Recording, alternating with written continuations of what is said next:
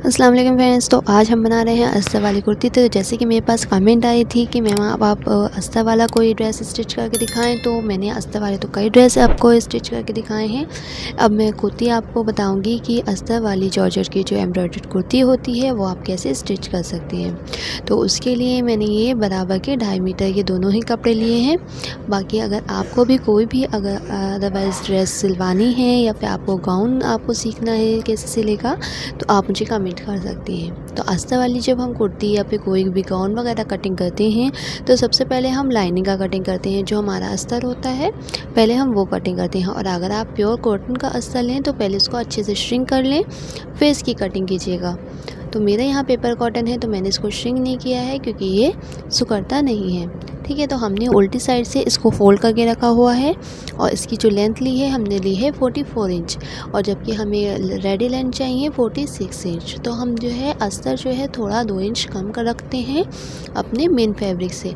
ठीक है, तो 44 मैंने अस्तर कटिंग करा है और मैं 46 के हिसाब से अपना जॉर्जेट कटिंग करूँगी। ठीक है, तो जितना भी आपका हिप साइज़ रहता हो उससे आप 3 इंच प्लस करके आप यहाँ कुर्ती की चौड़ाई लीजिएगा। तो यहाँ पे मैं ले रही हूँ 23 इंच। तो 23 का आधा हुआ 11.5। तो 11.5 पे हम कपड़े को फोल्ड करके रखेंगे। ठीक है, जो भी आपका हिप साइज़ आ रहा हो, किसी किसी का हिप से ज़्यादा आपका चेस्ट होता है तो चेस्ट से आप जो है बढ़ा के रखिएगा। तो पहले मेजर कर लीजिएगा पूरा कुर्ता, फिर उस हिसाब से आप कपड़े को फोल्ड करके रखिएगा। ठीक है, तो इस तरीके से मैंने बराबर फोल्ड करके रखा हुआ है, इसको कट कर दिया है। अब यहाँ पे जो भी आपका नाप हो आप चाहे कुर्ती से भी ले सकते हैं या फिर अदरवाइज़ आप बॉडी से भी आप अपना मेज़रमेंट ले सकते हैं। तो यहाँ मेज़रमेंट अगर आप बॉडी से लेते हैं तो आपको लूजिंग देनी होती है, कुर्ती से लेते हैं तो सेम वैसे ही रखना होता है। तो मैंने यहाँ पे 7 इंच का आर्म हो और 7 इंच का शोल्डर रखा है। अगर आपको डीप नेक बनाना हो तो आप 6 से 6.5 इंच का अपना शोल्डर रखिएगा। तो यहाँ पे हमने चेस्ट का 9.5 पे निशान लगाया है। हमारी वेस्ट लाइन आएगी 14 पे, हिप लाइन आएगी हमारी 22 इंच पे। ठीक है, आप इस तरीके से भी दोनों का निशान लगा सकते हैं या फिर इसको आर्म होल की साइड्स में रख कर भी आप इसका निशान लगा सकते हैं। तो दोनों ही निशान को मैंने स्ट्रेट कर लिया है। अब मैं आर्म होल्स के साइड से भी आपको दिखा सकती हूँ। तो यहाँ पर हमारी 7 इंच पे वेस्ट लाइन आ रही है और 15 पे हमारी हिप लाइन आ रही है। तो हिप लाइन आप जो है अगर आपकी हाइट कम है तो आप 13 तक रखिएगा, और मेरी हाइट अच्छी है ज़्यादा है तो मैंने 15 रखी है। तो जो भी आपका फिटिंग का साइज़ था तो इस हिसाब से निशान लगा लीजिए। बाकी 1.5 इंच मार्जिन का निशान लगा लीजिए। ठीक है, 1.5 इंच हमने मार्जिन लिया है और यहाँ पे भी हम ऐसे ही ले लेंगे, पूरा निशान मिलाकर रख लेंगे। ठीक है, अब यहाँ पे जो होता है हम शोल्डर का आर्म होल का हाफ़ करते हैं और इस तरीके से यहाँ पे शेप देंगे। बैक आर्म होल हो गया, आधा इंच अंदर की साइड में हम डीप जो बनाएंगे तो ये हमारा फ्रंट का आर्म होल हो गया। ठीक है, अब ऊपर से जितना आपका नेक की चौड़ाई रखनी हो तो यहाँ पे मैंने 3 इंच का निशान लगाया है और यहाँ पे हल्का सा यहाँ पे शेप देना होता है क्रॉस में। ठीक है, तो इस तरीके से यहाँ हम पूरी कटिंग कर देंगे और ये जो फ्रंट वाली कटिंग है ये हम फ्रंट वाले पार्ट में ही करेंगे। अभी सिर्फ पीछे जो बैक वाला पार्ट है वो कटिंग करेंगे। तो इस तरीके से हमने यहाँ पर कटिंग कर दी है। अब यहाँ छोटे छोटे देखिए मैंने कट्स लगा दिए हैं। अब इस पार्ट को खोलेंगे और फ्रंट और बैक को अलग अलग करेंगे। तो ये जो हो गया हमारा बैक पार्ट हो गया, इसको हटा देंगे। अब ये हमारा फ्रंट है, इसको अच्छे से फिर से फोल्ड कर लेंगे और इसकी जो फ्रंट की कटिंग है वो फ्रंट की कटिंग कर देंगे। ठीक है, इस तरीके से हमने यहाँ पे कटिंग कर दी है। अब यहाँ पे जो है हम नेक कटिंग कर लेते हैं। तो मैंने बताया था कि मैंने 7 इंच का अपना शोल्डर रखा है, तो यहाँ पर हम छोटा ही नेक बनाएंगे। तो यहाँ पर मैं 2.25 इंच का निशान लगाऊंगी और यहाँ 3 इंच का। ठीक है, मैंने बहुत छोटा सा नेक कट करा है। आपको डीप नेक चाहिए हो तो आप शोल्डर कम रखिएगा अपना। तो इस तरीके से हमने नेक कटिंग कर दिया है। अब हम जॉर्जेट कटिंग करेंगे, तो इससे बढ़ाकर हम 46 के हिसाब से अपना जॉर्जेट को फोल्ड करके रखेंगे। तो इस तरीके से मैंने देखिए जॉर्जेट को फोल्ड करके रखा है। ये भी हमने उल्टी साइड से फोल्ड करके रखा है और जो हमारा ये प्लेन आ रहा है इसको हम कटिंग कर देंगे क्योंकि प्लेन फिर हमारी कुर्ती में भी आएगा। इस तरीके से हमने निकाल दिया है। अब यहाँ पर जो हमने जैसे चौड़ाई उसकी नापी थी अपने लाइनिंग वाले कपड़े की, ऐसे ही यहाँ पर भी हम 23 इंच का निशान लगाकर इसकी कटिंग कर देंगे। तो इस तरीके से यहाँ पे भी हमने देखिए कटिंग कर दी है, और ऊपर से भी हम यहाँ पर जो हमारा जॉइंट है इसको खोल करके ओपन कर देंगे और दोनों ही पार्ट्स को अलग अलग कर देंगे, क्योंकि हमें फ्रंट का कटिंग अलग करनी है और बैक की अलग करनी है। तो देखिए यहाँ पर हमारा 46 आ रहा है, तो मैं मार्जिन के लिए अलग से यहाँ पर पट्टी लगा दूँगी ताकि हमारा 46 तैयार आ जाए। ठीक है, अब यहाँ पर अगर आप एम्ब्रॉयडर्ड अलग जो आता है बॉर्डर वाले सूट, तो उसके लिए भी आप फ्रंट और बैक को अलग अलग ही कटिंग करेंगे।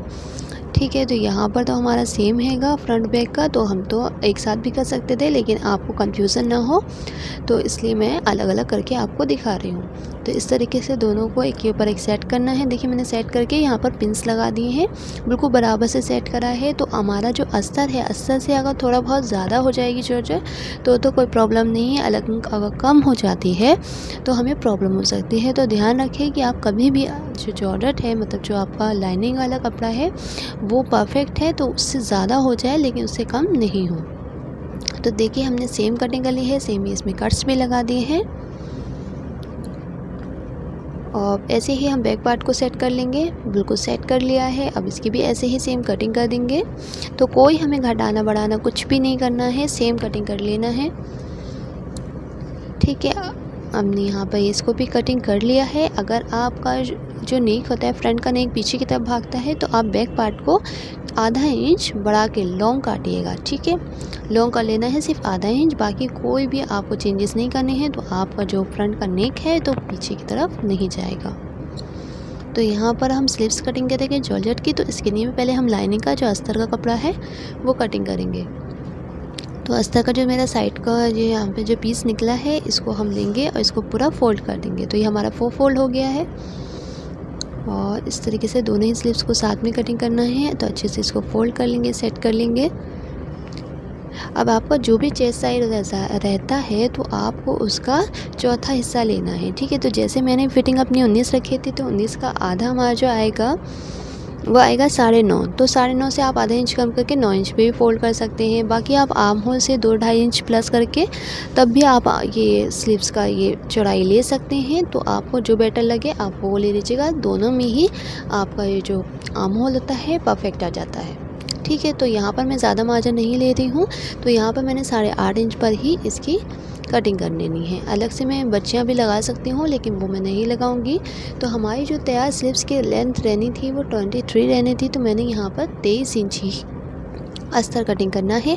बाकी जॉर्जेट में थोड़ा लॉन्ग कटिंग करूँगी, क्योंकि मुझे चूड़ियों वाली स्लीव्स पसंद है, तो मैं उसमें हल्की सी जो लॉन्ग स्लीव्स होती हैं वो कटिंग करेंगी। यहाँ पर हमने 3.5 का निशान लगाया है, और ऊपर हमने यहाँ पर 23 का, दोनों ही निशान को हमने स्ट्रेट कर लेंगे और इसका इस तरीके से यहाँ पर हम शेप देंगे। ठीक है, ऐसे ही फ्रंट की कटिंग के लिए हम यहाँ पे इस तरीके से शेप देंगे। तो ये फ्रंट की हो गई, और ये हमारी जो नॉर्मल कटिंग है वो हो गई। तो हमारी मोरी रहेगी 4.5 इंच, 1.5 इंच प्लस करके हम यहाँ पे 6 इंच का निशान लगाएंगे, और शेप वाले स्केल को हम रखेंगे और इसकी शेप दे देंगे। ठीक है, इस तरीके से हम पूरी की कटिंग कर लेंगे, और सेम ऐसे ही हम जॉर्जेट पे इसकी कटिंग करेंगे। तो फ्रेंड्स, अगर आपको कोई कंफ्यूज़न हो, कोई डाउट हो, या फिर आपको कुछ क्लियर नहीं हो पाया हो, तो आप मुझे कमेंट कर सकते हैं, मैं आपको उसको बता दूंगी कि ऐसा नहीं ऐसा था। ठीक है, तो यहाँ पर जॉर्जेट को फोल्ड करके रख लेते हैं, दोनों ही जॉर्जेट को बराबर से पकड़ेंगे। ये भी हमारी जो कुर्ती हमने कटिंग करी थी, साइड से जो हमारा कपड़ा बचा था वो कपड़ा है ये। तो इसको भी हम अच्छे से सेट करके फोल्ड करके रखेंगे, और इसके ऊपर हम अपनी स्लीव्स को रखेंगे जो हमने अभी कटिंग की थी। ठीक है, तो मैंने मार्जिन कम लिया है, इसलिए मैंने अपने कपड़े को कम फोल्ड किया है। अगर आपको मार्जिन पूरा चाहिए तो आप वैसे ही कटिंग करिएगा जैसे मैंने बताया था कि आर्म होल से 2.5 इंच प्लस कर लीजिएगा, या फिर अपने चेस्ट से आप हाफ करके और फिर उसको आधा इंच कम करके रख लीजिएगा। तो यहाँ पे मैंने 28 इंच की लंबाई स्लीव्स की लेंथ रखी है, और इसके हिसाब से ही हम अपनी यहाँ पर अस्तर को सेट कर लेंगे अपने लाइनिंग वाले कपड़े को। और नीचे की तरफ हम जैसे यहाँ पे 6 आ रहा है, तो नीचे भी 6 का निशान लगा देंगे, और सेम ऐसे ही इसकी कटिंग कर देंगे। सेम कटिंग करने के बाद अब हमने यहाँ पे छोटे कट्स लगा लिए हैं। अब फ्रंट के 2 पार्ट्स को इस तरीके से लेंगे यहाँ पर, और जो फ्रंट की कटिंग होती है तो फ्रंट की कटिंग करेंगे तो दोनों को एक के ऊपर एक अच्छे से सेट कर लेंगे सेंटर के हिसाब से। और यहाँ पर हम फ्रंट की 1/2 इंच की कटिंग करेंगे। ठीक है, ज़्यादा गहरी हमें कटिंग नहीं करनी होती है, यहाँ पर बस इतनी सी हमें यहाँ कटिंग निकालनी है। तो इस तरीके से हमारी स्लिप्स भी कटिंग हो चुकी है। ठीक है, ये बाकी हमारे यहाँ पे हमारी जो चुने होती हैं वो स्लीव्स में चुने आ जाएंगी। ठीक है, तो मैंने बराबर इसलिए नहीं रखा कि मोटा हो जाता है इस वजह से। ठीक है, दोनों सब कुछ हमारा यहाँ पर कुर्ती भी और स्लीव्स कटिंग हो चुकी है। अब यहाँ पर हम स्टिचिंग स्टार्ट करते हैं। तो दोनों ही पार्ट्स की सबसे पहले हम नीचे का फोल्ड कर लेंगे। ठीक है, हमें बारीक बारीक इसका ½ इंच का फोल्ड कर लेना है दोनों ही पार्ट्स को। फोल्ड करने के बाद हम बताएंगे कि इसको अच्छे से दोनों में सेट कैसे करना होता है। तो देखिए इसको बारीक बारीक फोल्ड कर लिया है, सेम ऐसे ही उसको भी फोल्ड कर लिया है। अब इसको मैं बताऊंगी कि आपको इसमें को दोनों को एक दूसरे में कैसे अटैच कर लेना है। तो यहाँ मैं 2 तरीक़ों को बताऊंगी। एक तो हम मशीन से बताएंगे, एक सुई से बताएंगे, सुई धागे से। तो सबसे पहले मैं मशीन से बताती हूँ कैसे करना होता है। तो सबसे पहले अच्छे से इसको सेट कर लेना है और इसमें सेंटर में निशान लगा लेने हैं। जो इसका बिल्कुल बीच है कुर्ती का, उसके बीच पे निशान लगा लेने हैं आपको। ठीक है, इस तरीके से। ठीक है, बीच में हमें पूरी में सिलाई डालनी है और सिलाई हमें बड़ी चाल की जो कच्ची सिलाई होती है वो डालनी है। ठीक है, और मैचिंग के धागे से डालेंगे तो हमें उधेड़नी भी नहीं पड़ेगी और बाद में आप उधेड़ भी सकते हैं अगर आपको दिख रहे। ठीक है, तो इस तरीके से यहाँ पर हम बीच में सेंटर में सिलाई लगाएंगे।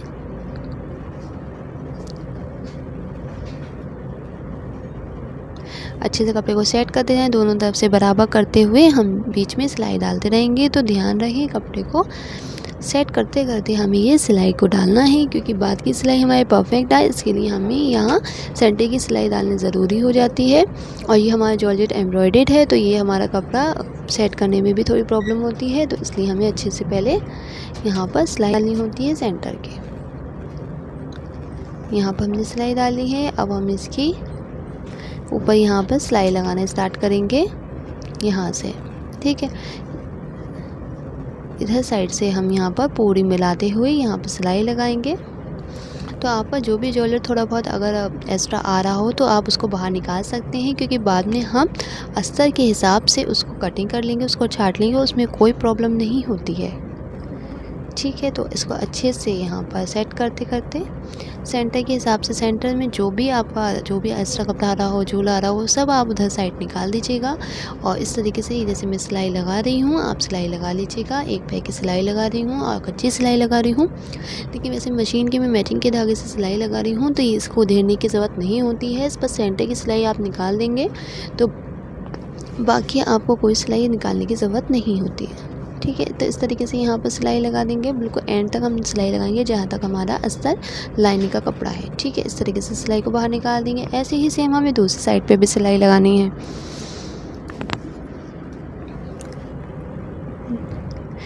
ठीक है, तो यहाँ पे भी हम इस तरीके से यहाँ कपड़े को रखेंगे और सेंटर से कपड़े को इधर साइड लाते हुए हमें पूरी सिलाई लगानी है। तो आपने देखना है कि सेंटर में कोई झोल ना आए, क्योंकि सेंटर का सारा झोल हमें साइड से निकाल देना है।